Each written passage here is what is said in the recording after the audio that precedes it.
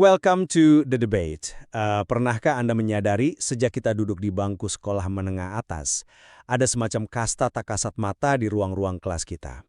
Anak-anak yang masuk jurusan ilmu pengetahuan alam atau eksak seringkali dilabeli sebagai bibit unggul. Sementara mereka yang masuk ilmu pengetahuan sosial seringkali, secara menyedihkan, dianggap sebagai opsi kedua atau bahkan buangan. Hari ini, kita akan membedah segregasi yang telah mendarah daging dalam sistem pendidikan dan struktur masyarakat kita. Iya, sebuah topik yang sangat relevan. Betul. Pertanyaan sentralnya adalah mengapa kecerdasan kuantitatif secara sistematis diposisikan jauh lebih tinggi daripada kecerdasan reflektif? Apakah dominasi ini murni karena objektivitas keilmuan dan kebutuhan pragmatis ekonomi? Atau jangan-jangan ini adalah sebuah konstruksi kekuasaan yang sengaja dirancang untuk menekan nalar kritis masyarakat? Argumen saya hari ini sederhana, tapi mungkin sedikit provokatif. Hierarki ini bukanlah sebuah kebetulan akademis. Ini adalah operasi simbolik dan alat kontrol kekuasaan untuk mencetak pekerja penurut, sekaligus membungkam kritik struktural di masyarakat. Oke, dan saya akan membedah argumentasi tersebut dengan pendekatan yang jauh lebih pragmatis.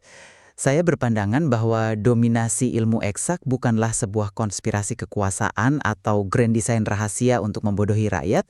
Alih-alih demikian, itu adalah konsekuensi logis dari rasionalitas pasar, kebutuhan mutlak industrialisasi sebuah negara berkembang, dan sejujurnya kelemahan metodologis di dalam sistem pendidikan ilmu sosial itu sendiri. Mari kita mulai dari fondasi bagaimana sistem ini bekerja ya, terutama pada tataran psikologis dan sosiologis di institusi pendidikan kita. Gini, pembagian antara eksak dan sosial di sekolah-sekolah bukanlah sekedar pembagian kurikulum yang inosen atau netral. Itu adalah sebuah operasi simbolik.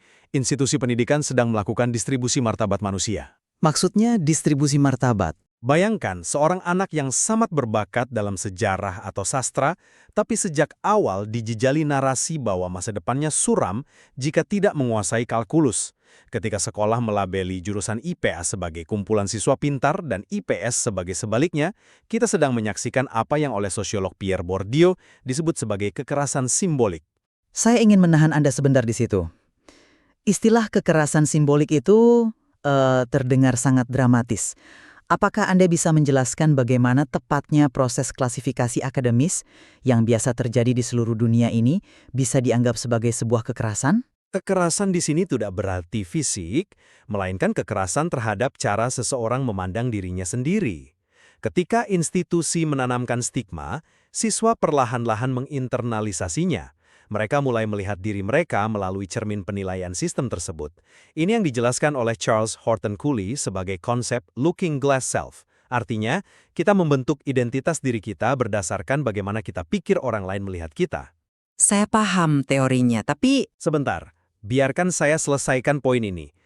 Anak-anak ilmu sosial mulai percaya bahwa mereka memang inferior secara intelektual, bahwa pendapat mereka kurang bernilai dibandingkan anak yang bisa menyelesaikan persamaan linier. Lebih jauh lagi, sistem pendidikan kita memuja apa yang disebut sebagai rasionalitas instrumental. Artinya, kita cuma peduli pada seberapa efisien sesuatu, seberapa cepat selesai, dan berapa angkanya di atas kertas rapor. Di saat yang sama, sistem mencurigai rasionalitas substantif, yaitu pemikiran yang bertanya tentang nilai, makna, dan etika dari tindakan kita. Oke, saya sepakat bahwa mengukur nilai seorang anak manusia hanya dari angka di kertas ujian adalah sebuah kesalahan. Tapi mari kita berpijak pada bumi realitas.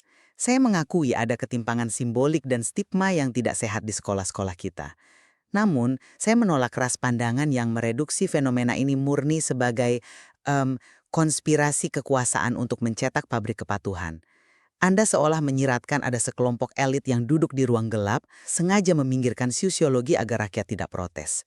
Kita harus melihat realitas ini dari kacamata struktur ekonomi dan kebutuhan real pembangunan negara. Lalu bagaimana Anda menjelaskan prioritas anggaran dan narasi negara yang terus-menerus menganakiamaskan eksakta sambil membiarkan kurikulum humaniora terbengkalai begitu saja?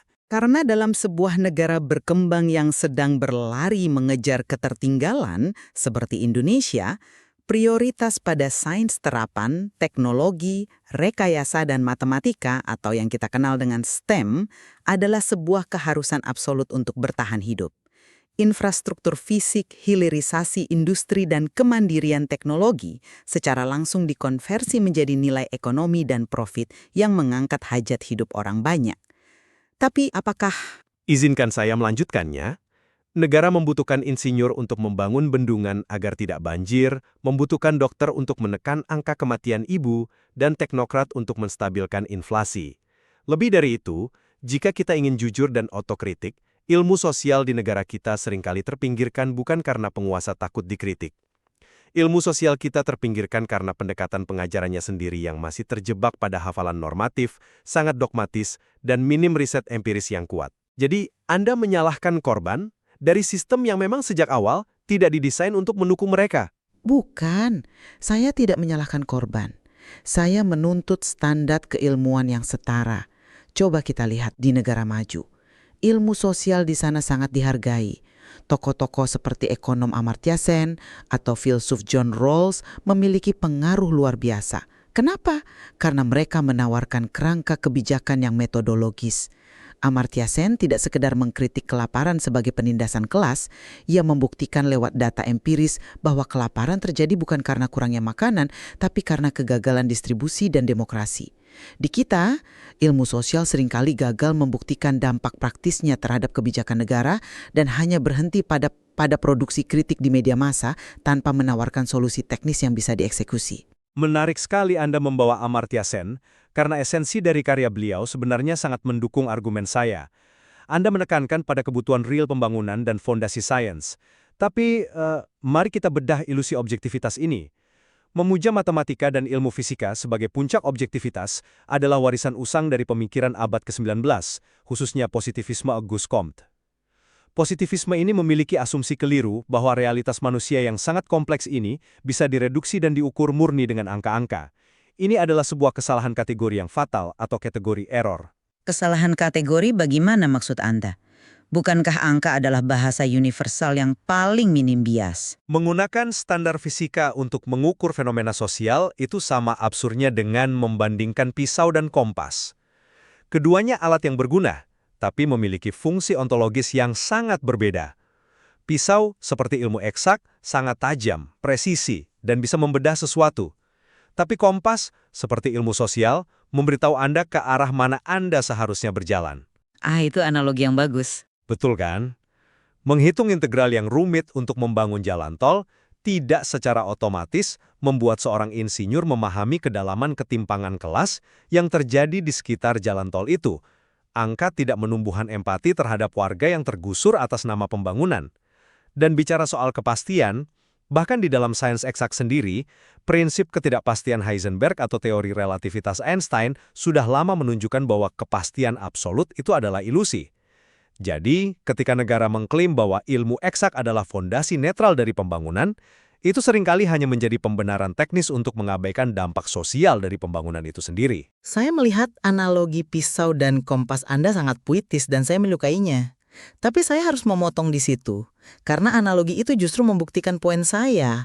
Anda benar bahwa kompas menunjukkan arah, tapi Anda tidak bisa membangun jembatan hanya bermodalkan kompas moral atau empati. Anda tidak bisa menyembuhkan pandemi hanya dengan mendekonstruksi teori kelas tentang siapa yang punya akses vaksin. Infrastruktur fisik, teknologi medis yang menyelamatkan nyawa, dan ketahanan pangan nasional membutuhkan kepastian sains eksak yang rigid.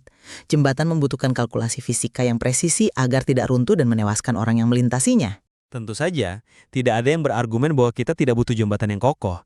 Yang saya persoalkan adalah, ketika jembatan itu dibangun di atas tanah rampasan, kalkulasi fisika tidak bisa menjawab pertanyaan etisnya. Betul, dan disitulah peran ilmu sosial. Tetapi anggaran riset negara yang besar dialokasikan ke sains bukan sekedar untuk menyingkirkan atau menganaktirikan ilmu sosial. Anggaran itu turun karena sains terapan adalah fondasi awal agar sebuah negara bisa survive di ranah global. Memang benar bahwa realitas manusia tidak bisa direduksi menjadi persamaan linear belaka. Namun, nah ini poin pentingnya, jika ilmu sosial ingin berdiri sejajar secara strategis di meja pengambilan keputusan, ia harus menawarkan metodologi pemecahan masalah yang sama ketatnya dengan sains eksak. Mengkritik kebijakan penggusuran dengan bahasa yang menggugah hati itu penting, tentu. Tetapi, memformulasikan model tata ruang kota yang inklusif secara sosial, menguntungkan secara ekonomi, dan rasional secara arsitektural itu adalah hal yang jauh lebih mendesak. Ilmu sosial tidak bisa selamanya bersembunyi di balik tameng kalimat, kami tidak bisa diukur seperti fisika. Iya, harus membuktikan ketajamannya secara empiris di lapangan. Tapi ketajaman empiris yang Anda tuntut itu seringkali merupakan bahasa halus dari sesuaikan diri kalian dengan standar pasar. Masalah terbesar ketika kita terlalu memuja nalar presisi eksak dan metodologi teknis adalah dampak turunan pada gaya kepemimpinan. Kita melahirkan para pemimpin teknokrat yang melihat rakyat sekadar sebagai properti konten, angka statistik di lembar Excel, atau lebih buruk lagi, sekedar collateral damage kerusakan yang bisa dimaklumi dalam sebuah mega proyek pembangunan. Tanpa disadari, kita sedang menyaksikan lahirnya dui fungsi gaya baru.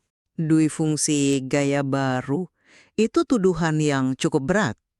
Dui fungsi aslinya melibatkan kekuatan militer bersenjata yang masuk ke ranah sipil. Bagaimana Anda menyamakan teknokrasi dengan militerisme? Karena esensi dari dui fungsi adalah kontrol terhadap masyarakat sipil. Hari ini, kontrol itu masuknya tidak lagi menggunakan tank di jalanan atau popor senjata. Ia masuk pelan-pelan melalui aturan administratif, narasi efisiensi ekonomi, dan algoritma. Dominasi nalar eksak yang kering dari kesadaran kritis melahirkan sistem di mana impunitas dianggap sebagai fitur bukan bug dalam sistem.